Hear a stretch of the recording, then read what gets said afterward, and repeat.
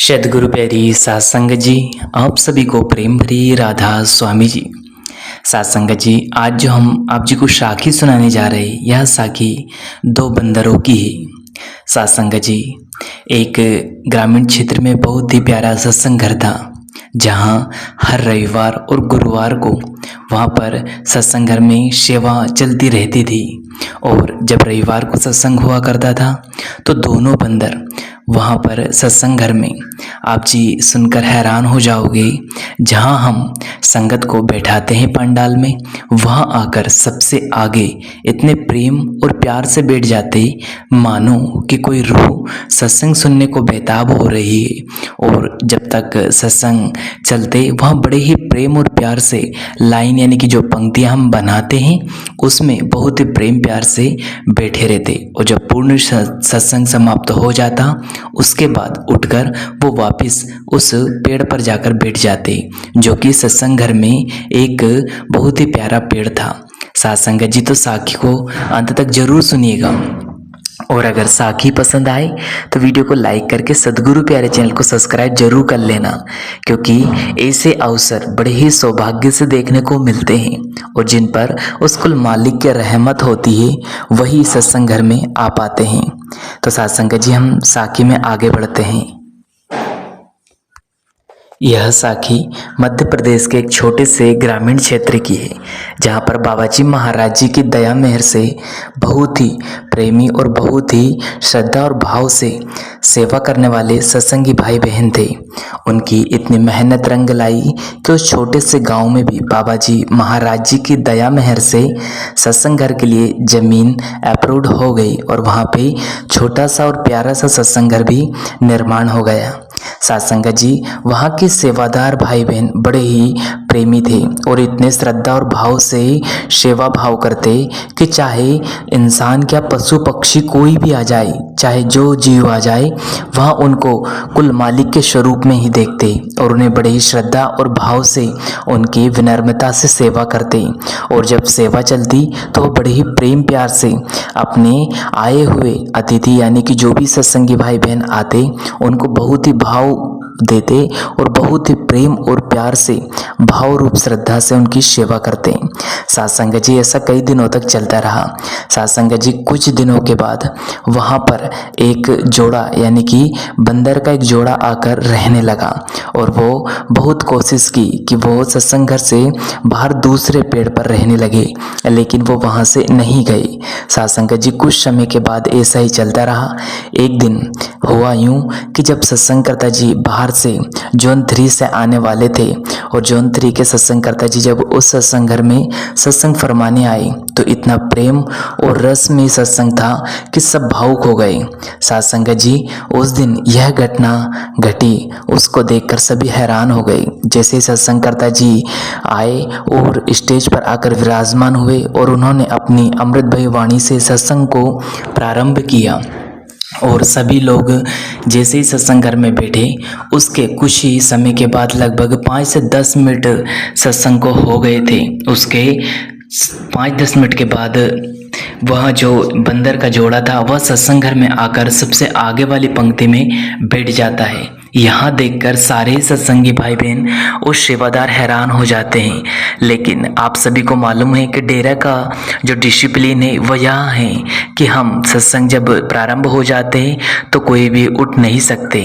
तो सत्संग जी सभी अपने डिसिप्लिन से बैठे हुए थे और सत्संग सुन रहे थे।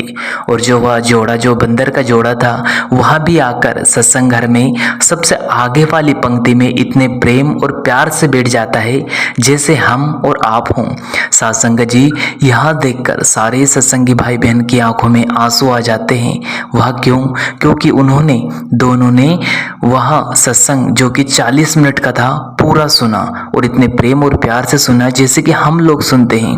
दोनों ऐसे बैठे रहे जैसे हम बैठते हैं और पूरे ध्यान से बैठे रहे।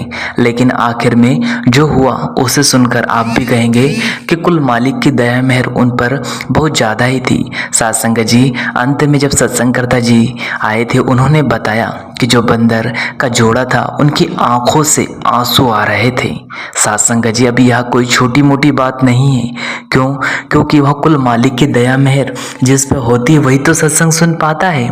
साथ संगत जी, जब उनको सत्संग का मौका मिला और वह इतने भावुक हो गए, साथ संगत जी, उन्हें देखकर ऐसा लग रहा था मानो उन्हें स्वयं प्यारे बाबा जी महाराज जी के दर्शन हो रहे हैं।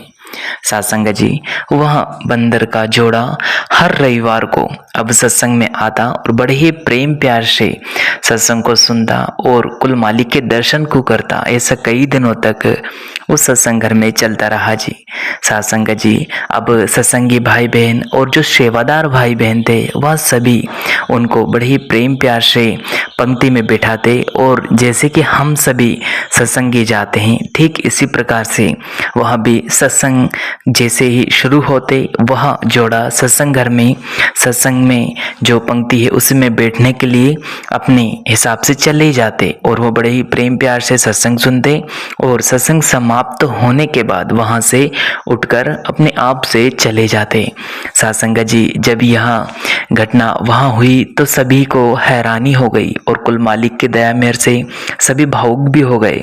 और इस साखी से हमें प्रेरणा यह भी मिल रही है कि देखिए वो कुल मालिक इंसान क्या जीव जंतु पशु पक्षी सब पर दया मेहर करके सत्संग घर में बुला ही लेता है, जिसका उसे कल्याण करना होता है, जिसका उसे उद्धार करना होता है और जिसे उसे अपना बनाना होता है।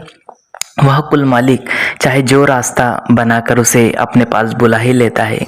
जैसा कि आप सभी ने एक छोटी सी साखी बाबा जी महाराज जी की सुनी ही होगी कि बाबा जी महाराज जी जब छोटे थे तब वह लंगर घर जाते और वहाँ से कुछ प्रसादा बचाकर अपनी जेब में रखकर पेड़ों के नीचे बैठकर वहाँ प्रसादा वहाँ डाल देते और छोटे मोटे जीव जंतु आकर उन्हें ग्रहण करने लगते। ऐसा कई दिनों से चलता रहा। जब एक सेवादार भाई ने यह देखा तो बड़े महाराज जी को यह सब बात बता दी।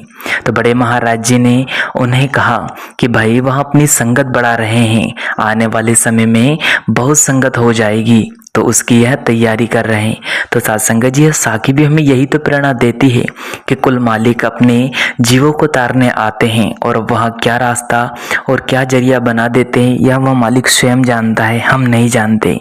तो साखी से हमें प्रेरणा मिलती है कि कुल मालिक जिसे अपनाना चाहता है वह चाहे कोई भी हो, इंसान हो, पशु हो, पक्षी हो, जीव हो, जंतु हो, सभी को कोई ना कोई जरिया बनाकर अपने सत्संग घर बुला ही लेता है और उस जीव का उद्धार कर देता है।